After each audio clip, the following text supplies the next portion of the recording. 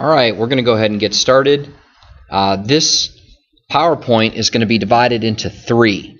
It's going to be divided into three sections. Okay, this is going to be about two presidents, President George Washington and President John Adams.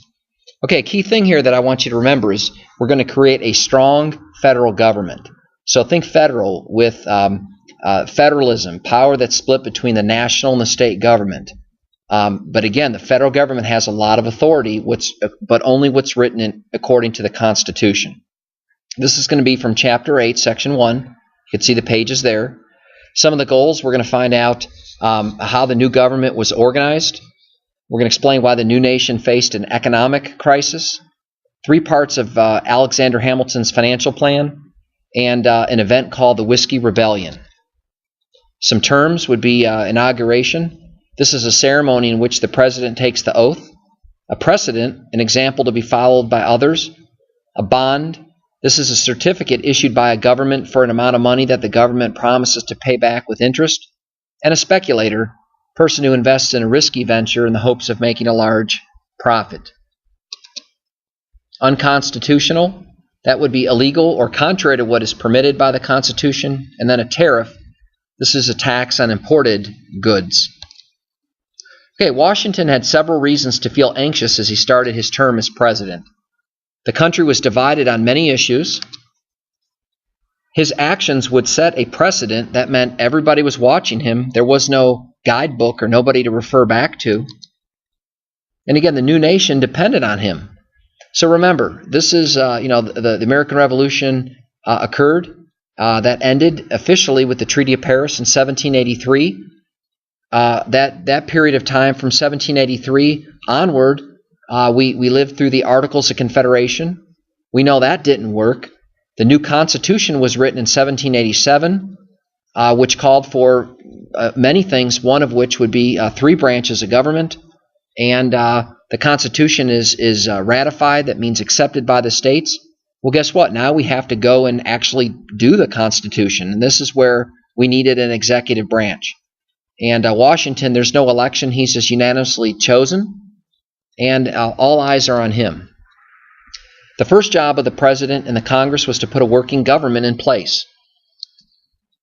Congress passed laws to set up the three departments of the executive branch. So again, we had to formulate the executive branch. This would probably be the hardest as it's ever been done in our country.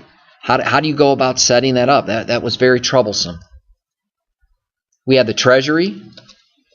You had the state. Okay, in other words, how you appear or how you interact with other countries. That would be the Secretary of the State. And then war. What secretary would handle those defense type of issues? So again, Treasury handling our nation's money and finances. State, how we represent ourselves to other countries. And war or defense, how would we protect and defend ourselves? Washington appointed four well-known men as his top advisors. This group later became known as the Cabinet. Nowadays, we have 13 cabinet members. The president can appoint his cabinet, and then the U.S. Senate has to confirm it. That would be a check and balance. But as you can see here, Hamilton is the Secretary of the Treasury. Jefferson is Secretary of the State. Henry Knox is the Secretary of War, thus the Fort Knox. And Edmund Randolph is the Attorney General. The Attorney General would be like our nation's highest law officers. So think like the Chief of Police. Washington also faced the challenge of America's significant debt. The American colonies needed money for the war. Americans and foreigners bought bonds to help the war effort. The new government owed money to its investors. So again, during the war, American colonies, they needed money. They asked the colonists to kick in money. So American citizens, foreigners, they bought bonds. In other words, a quick way to understand that would be just a sample number. You buy a $100 bond from the new U.S. government, but you give the government $100. They give you a check that says maybe like $200, but you can't cash it for 10 years. So it's a quick way for the government to get money fast. and you worry about it later. But again, how do you pay this back? The nation's economic crisis was complicated by the issue of speculators. Speculators had bought bonds from the original buyers for less than they were worth. If the government paid its debt, speculators would make a profit. Many Americans thought this was unfair. So basically, you're a poor farmer, you're about to lose your land, but you have some bonds. Well, maybe the bond says you can cash the check in for $200, but you got to wait for 10 years. Well, along comes somebody and says, hey, you paid originally $100, but it's no good for 10 years. I'll give you $90 right now, but you have to sign that over to me. So you can see that you're losing money, but if you're going to lose your farm, you might be very well wanting to trade that in.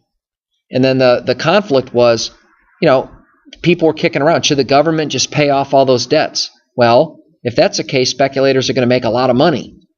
And they'd be able to cash those checks in. So people were, not very fond of speculators, and some were not very fond of the government actually paying off those debts.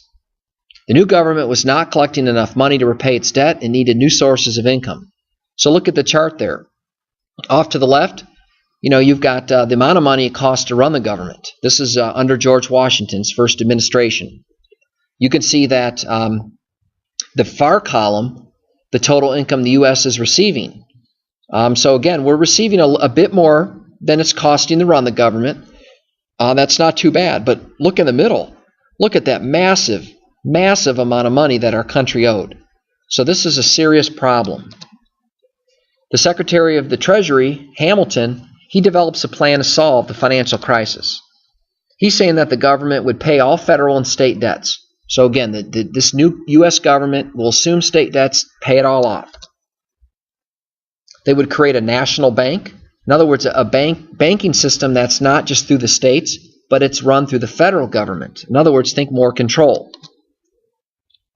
And then finally, the third, to impose a high tax on imported goods. So heavily tax foreign products so people are more likely to buy local or buy within the nation. As you can probably guess, all these things are going to be controversial. Many Southerners opposed Hamilton's plan for the government to repay state debts. Southerners thought each state should repay its own debts. Hamilton believed his plan would encourage future investors. So right now here, I want to point this out. Hamilton think of him as Mr. Northerner, okay? The South, they're feeling cheated. This is, the Civil War is starting right here. Sadly, we're just forming our nation. We've just written this awesome Constitution, but how to live it out and how to get out of these problems and debt, it's causing conflict.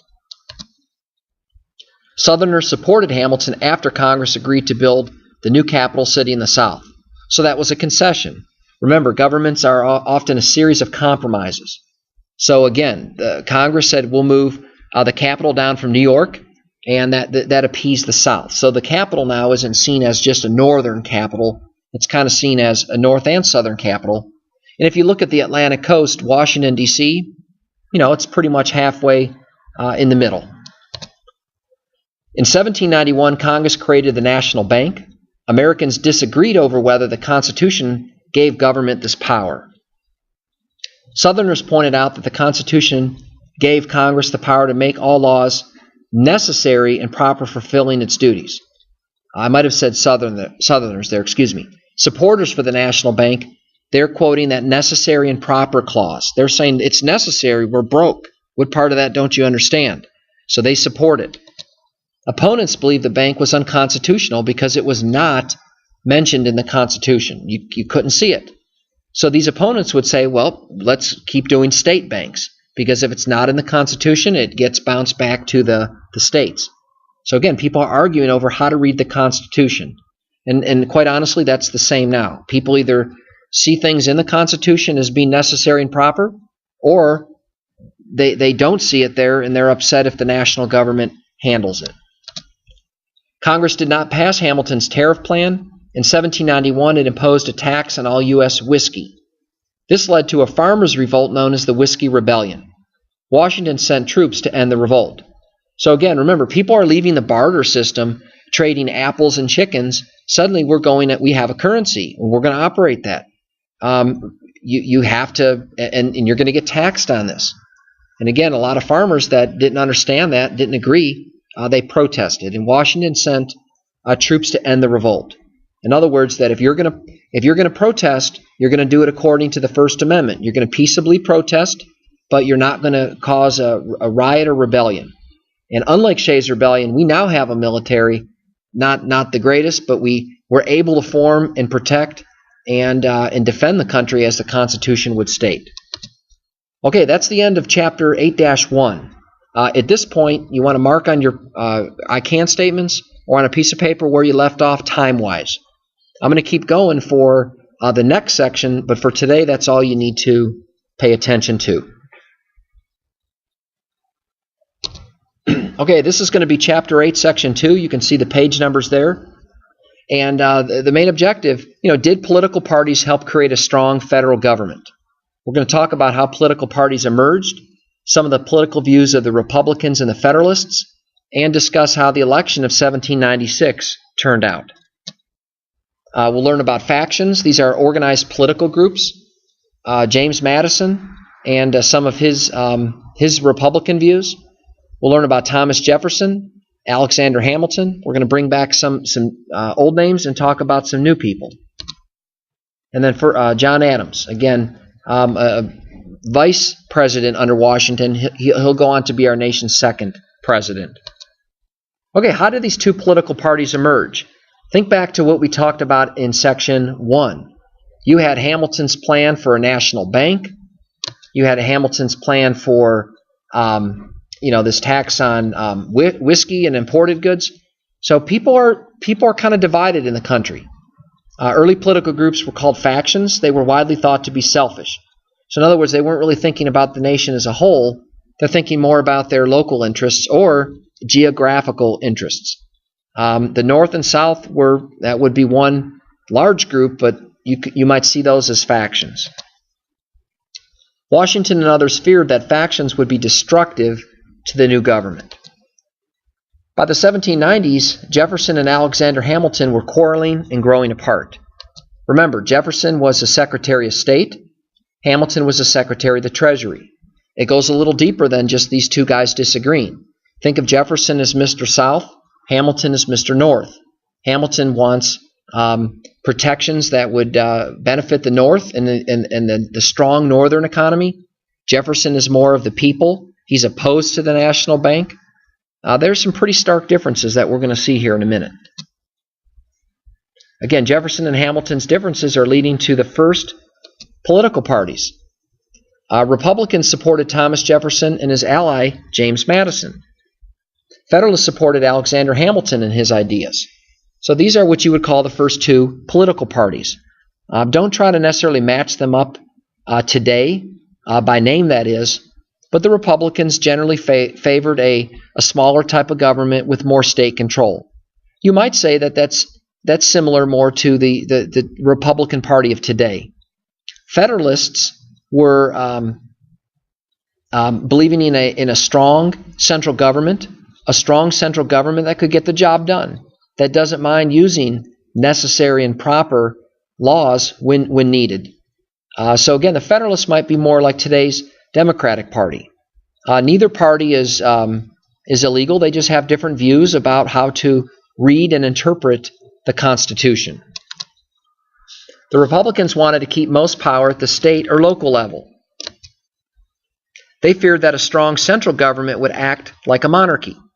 So again, these Southerners, remember, they're fearing this powerful federal government with their banking and their industry.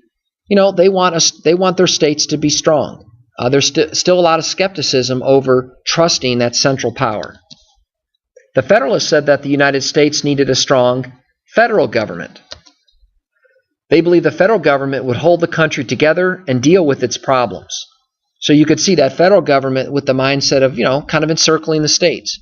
The states are still autonomous in some respects, but, think of it like driving a car. A Republican would drive a car, but not mash the gas pedal to the floor. So if you were a Republican president, Jefferson will become president. He doesn't feel the need to really floor the gas pedal to the floor of the car and really make the engine work for all that it's capable. A Federalist might very well do that. Say, let's get every drop of power we can from the U.S. Constitution, put the pedal to the metal. They're just two different ways of handling things. The two political parties also had geographic differences. Federalists were strong among northern merchants. Republicans were supported largely by southern farmers. So you had that you might very well say city versus country kind of mentality.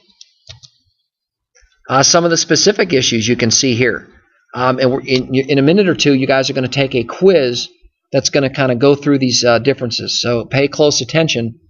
The Republicans were led by Jefferson. He's like the father of that political party. And I'm going right down the chart here. Again, believe people should have political power. He was all for power of the people. He read the Constitution, we the people, caps, P-E-O-P-L-E, capitalize, emphasize the people. He favored strong state governments, agriculture, a strict interpretation of the Constitution. In other words, read it word for word. If it doesn't say national bank, well, then it's not a national power. Let the states handle it. He supported France. They opposed the national bank, and they opposed protective tariffs. They felt that the tariffs, that just made everybody buy goods in the North. By the way, the South bought a lot of stuff overseas, so tariffs ended up raising the price of a lot of products for the South. Okay, Federalists. So we go off to the next side. They were led by Hamilton. They believed the wealthy and educated should lead. So again, they felt that the government should be run by capable people, not necessarily just the general population. They favored a strong central government. They emphasized manufacturing, shipping, and trade to build the country strong, not agriculture, but business. They favored a loose interpretation of the Constitution. What that means is that if there was a law Congress needed to make that was necessary and proper, even though we're not sure what necessary and proper means. Good people today still disagree on what necessary and proper means. However, the federal government could do that. They were pro-British. Again, even after the American Revolution, we still traded much with England. Literally 75% of our trade was still with England. They favored a national banking system and protective tariffs. All right, that's the end of Chapter 8, Section 2. Again, write down the time on your I can statement page, and you're going to take a quiz over those differences between the two political parties. We have one more section, and that'll be for the rest of Chapter 8.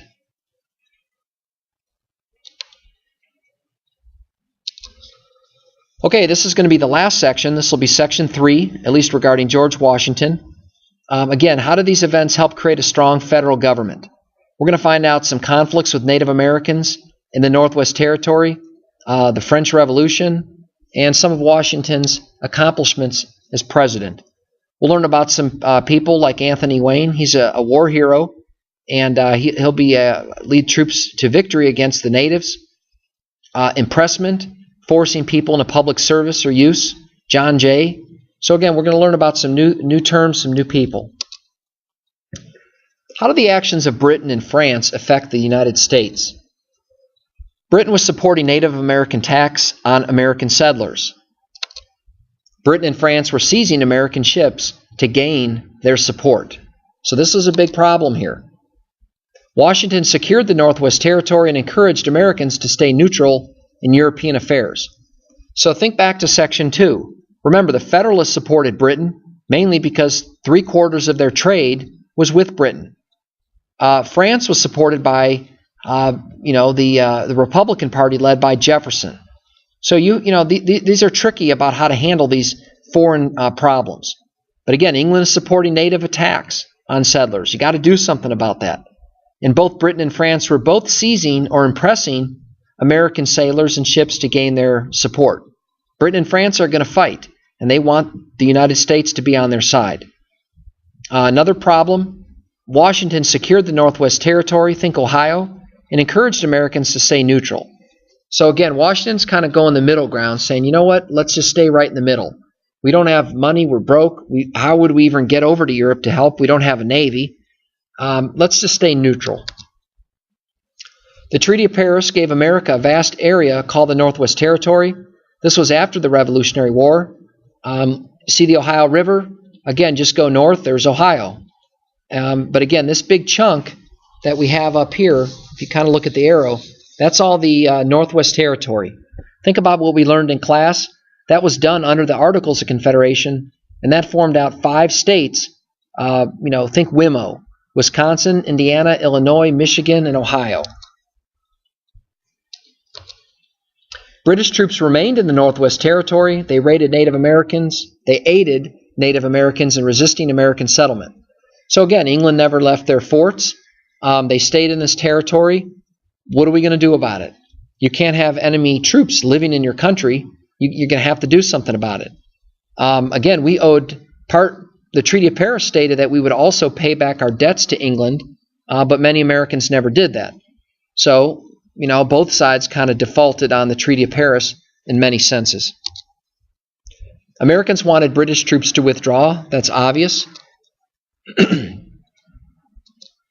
America faced conflict with Native Americans in the Northwest Territory. Native Americans wanted to keep their lands.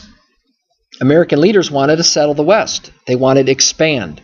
Especially, now you owned all that land past the Appalachian Mountains. Let's do something west of the Appalachian Mountains. Let's do something with it. Again, natives are attacking many American settlements. That was part of total warfare. Many settlements were attacked. Some people that just were living there. And a country has to protect its citizens. That's in the preamble of the Constitution. You have to provide for the common defense. Again, many leaders wanted the natives to sell their lands. So this is, again, one more problem Washington has to deal with. Washington sent troops to end the Native American attacks on settlers. Native Americans, they at first defeated American troops, but later, General Anthony Wayne, he wins a major victory at the Battle of Fallen Timbers. And in 1795, the Treaty of Greenville, Native American leaders gave up most of their lands. The land makes up present-day Ohio. So again, when we look at this map, this purple area that you can see on the map here, this purple area, these are Indian cessions. This is land that they gave up. Here's Cleveland, Lake Erie. Again, this is Ohio. All that land was given up.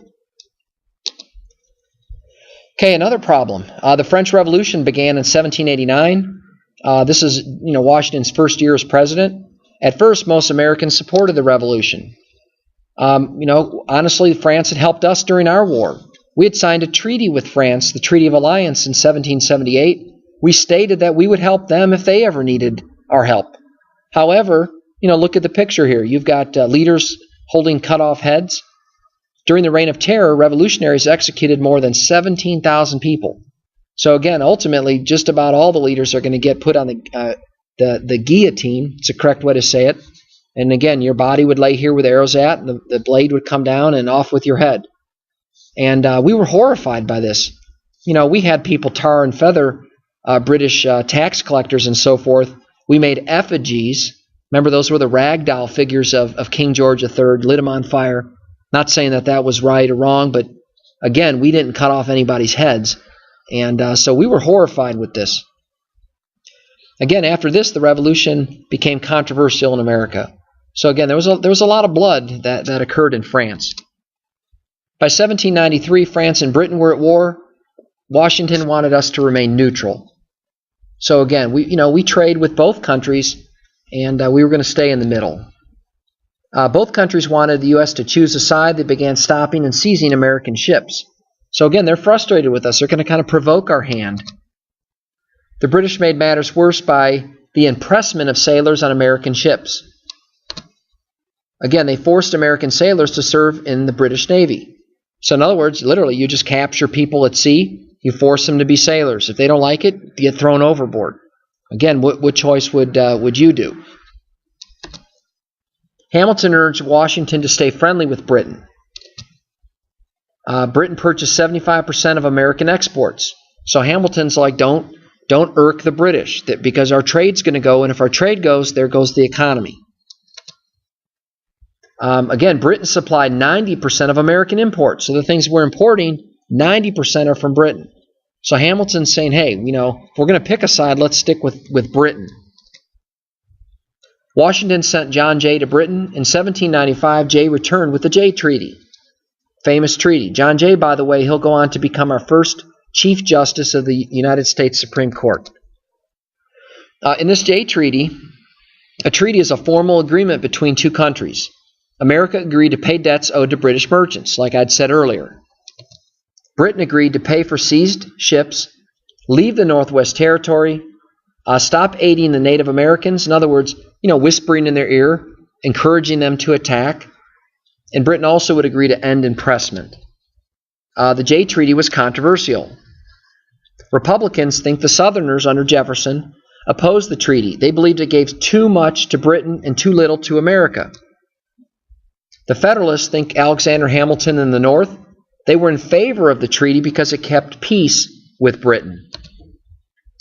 Since Federalists controlled the Senate, the Jay Treaty passed. So again, the Senate had more Federalist lawmakers in it. And again, treaties, according to the Constitution, have to be approved by the United States Senate. Not the House, but the Senate. In 1796, Washington published his farewell address to fellow Americans. He made two main points here. He feared that political divisions or factions would tear the nation apart. He saw the Republicans and the Federalists, and that grieved him. He believed that the United States should not become involved in European affairs.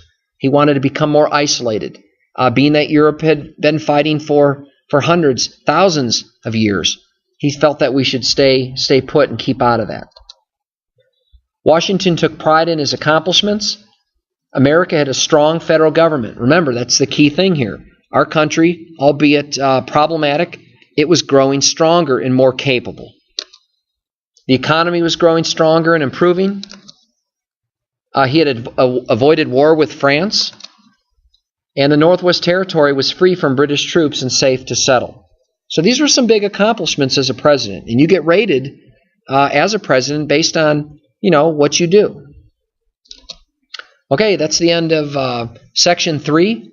Thanks for listening. Feel free to rewind and go back if you have any questions.